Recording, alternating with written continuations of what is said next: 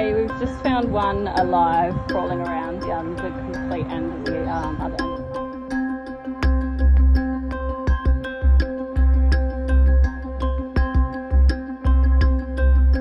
What happens is they get an ascending paralysis. So what that means is it starts with weakness in the feet, and then it moves up into the body, gradually weakens them until one of the really big characteristics of lorikeet paralysis syndrome is this change in voice. They get this funny, croaky change in voice. And then unfortunately after that, they have trouble breathing, trouble controlling their airways. And then if they're not caught quickly enough, death comes pretty quickly then.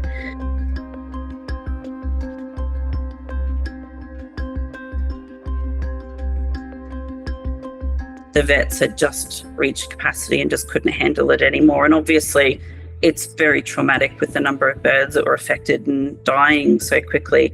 Wires set up the community centre for people to bring things into, and we were receiving around about 2,000 birds all up that we ended up assisting in that region.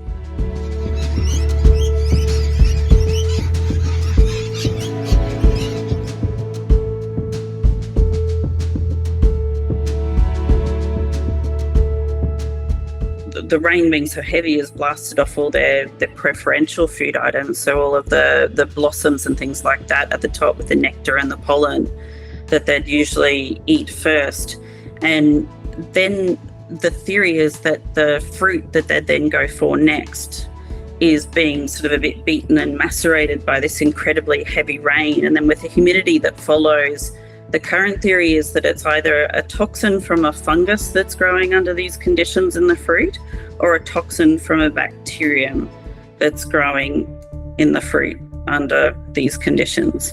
At this stage, until we know what the culprit is, the best thing that people can do is get affected birds to a vet as soon as possible. There's a thing to understand, especially if a bird's on the ground and it's showing signs that it's paralysed, and it's got that croaky voice that I was describing. They're unable to swallow, they're unable to protect their airways.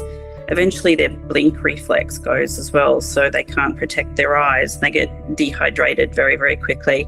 They'll desperately want to take food and water from people, but the worst thing people can do is try to feed them or give them water in those circumstances, because they can't protect their airways. So potentially that could cause it to go down the wrong way, and that could be disastrous. So if they get them to a vet, what we do is we give them supportive fluids with electrolytes in it to rehydrate them and give them some glucose and some energy, and flush their system out and give them the correct supportive care to help them through. And then as they're a little bit stronger, the carers start to gradually give them electrolyte solutions with some more glucose, and then start to give them some nectar solutions, and then they're feeding on their own.